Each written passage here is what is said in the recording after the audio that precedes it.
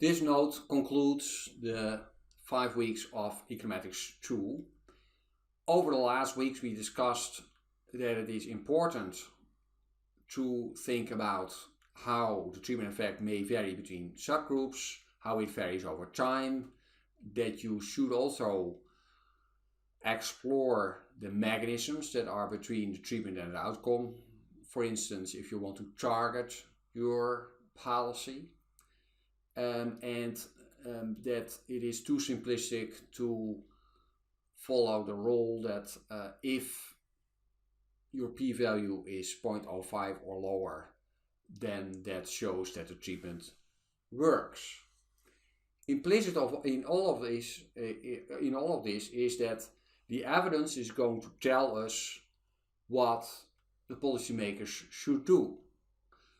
And that idea is also reflected in this term evidence-based policymaking. But it is very important to realize that providing evidence of an effect does not mean that this treatment should be implemented. So evidence of an effect does not equate social desirability.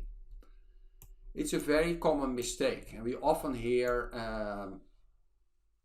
people in academia or in other research institutes complaining that look, the evidence is out there, but the policymakers do not follow the evidence, and if only they will do so, then the world would look so much better.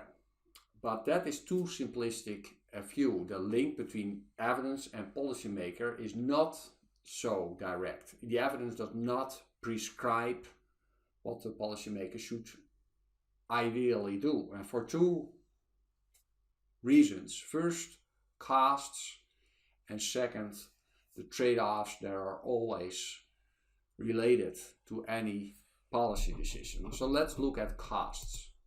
Say that you conduct a study into the effect of class size on student outcomes, and say that you find that smaller classes lead to better student outcomes.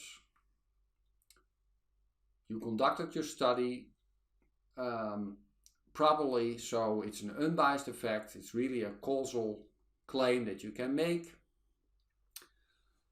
However, then the question is, apart from the whole strength of evidence stories that we discussed the previous week, does this actually mean that we should lower class size or no?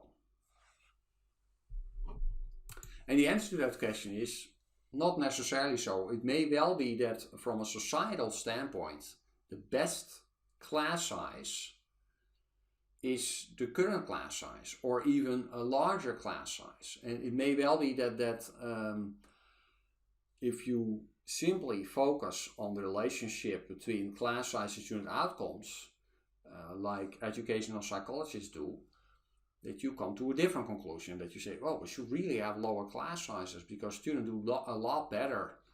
But remember, you can only spend €1 once, and decreasing class size may be prohibitively expensive. Not that teachers are so expensive, but you've obviously if you have class sizes, then you will need not only more teachers but also more classrooms, more administrators, everything. So it may well be that if you take a cost-benefit perspective, that lowering class sizes, even though it improves student outcomes, is not something that is worth it.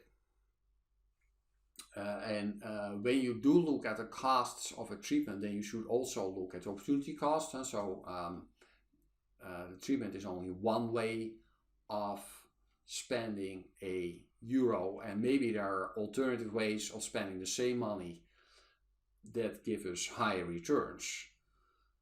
An important issue here is also, and it's getting more attention, that some treatments may actually result in some disutility. Think back to the example of the study by Alcott comparing electricity use between households. In a follow-up paper with Kessler, he looked at the willingness to pay for this treatment. So how much are you willing to pay for having your electricity use compared to that of comparable households? And quite a few, 1 out of 3 households, had a negative willingness to pay. So they'd be very happy to be spared this treatment. And that's also a cost that we do need to take into account. So that's cost. But the second important issue when looking at the link between evidence and policy is that policy making inherently involves trading off multiple competing social values.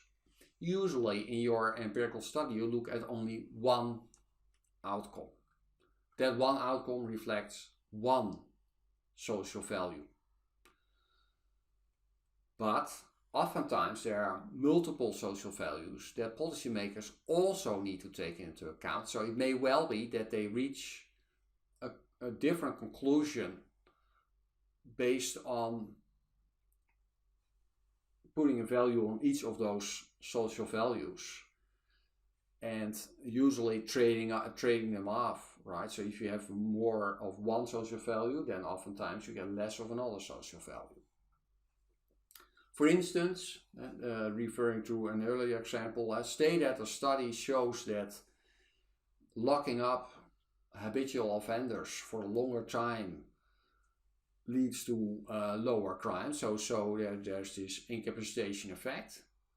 But this social value, so we look at the outcome, the number of crimes committed in the city, and then locking up. The treatment is locking up those habitual offenders for a longer time. But there's also other social values that policymakers need to take into account. For instance, what does this do to the inmates and to those offenders, and especially in the longer run? And so what happens to them if they get out of prison at some point? And policymakers will need to weigh this social value against the social value that you looked at as a researcher. There's 2 nice quotes from Justin Parkhurst, who wrote a book actually on the topic. Policymaking involves decision about what a good society should look like. Questions that science alone cannot answer. That's pretty clear, right? And evidence alone tells us nothing about social desirability of that which is being measured. So, the link between evidence and policymaking is anything but direct. And we should also be careful when we hear policymakers saying that their policy of choice is based on sound evidence. And why should we be cautious then? Well, for the reasons set out by Angus Deaton, an American economist. And let me quote him. Instead of picking economists to tell one what the evidence says, they, policymakers, are picking the evidence they want to hear and then search for the economist who will just say that. So you get policy-based evidence rather than evidence-based policy. To conclude, what does this last week mean for the empirical work that we conduct, and what lessons are there for your upcoming master thesis? First of all, the broader relevance of your findings is limited if you do not have a clear understanding of how your estimated treatment effect varies by properties of the population and situation. Because if you then administer treatment for a different population or in a different situation, you have no idea whether the treatment effect is going to may go up or down. So we can't do without theory. And so we really have to know what is going on and how those contextual factors affect the treatment outcome, how they affect the outcome. And so simply writing a study showing evidence of an effect of a treatment on an outcome has only limited relevance. Secondly, please, if you do write down your conclusions, then don't limit yourself to the p-value, but do also take statistical power and your prior into account to see how much you really contributed to the evidence base, to our insights in whether this treatment really works or not.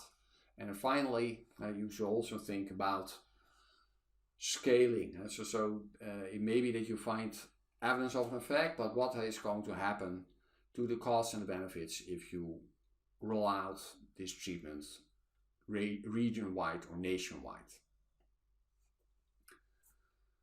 In the form that we use to grade your thesis, and we is the supervisor and your second reader, then one of the elements is also whether you were able to explain the relevance of your findings for policy making, and then make sure that you don't equate evidence to social desirability.